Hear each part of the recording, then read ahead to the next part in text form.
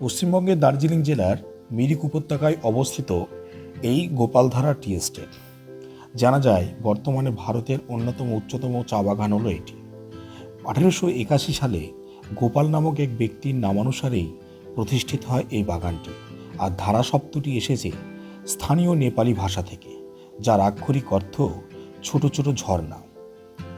এই বাগানের বিশেষত্ব হল সবুজ প্রাকৃতিক পরিবেশ এবং পাহাড়ের ঢালে অবস্থিত চা বাগান। এখানে আমরা ঢুকতে পারিনি, কারণ আমরা যখন গিয়েছিলাম তখন চা বাগানের ভেতরে কাজ হচ্ছিল, সেই কারণে আমাদের ঢুকতে দেওয়া হয়নি বা ঢোকা বারণ ছিল।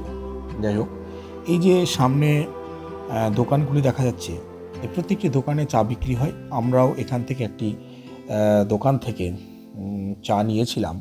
খুব ভালো গুণগত মান চায়ের, এবং প্রত্যেকেই এই মিরিক হয়ে ফেরার পথে প্রত্যেকটি পর্যটক এখানে দাঁড়ান এবং উপভোগ করেন এই সবুজে ঘেরা প্রাকৃতিক মনোরম পরিবেশটি।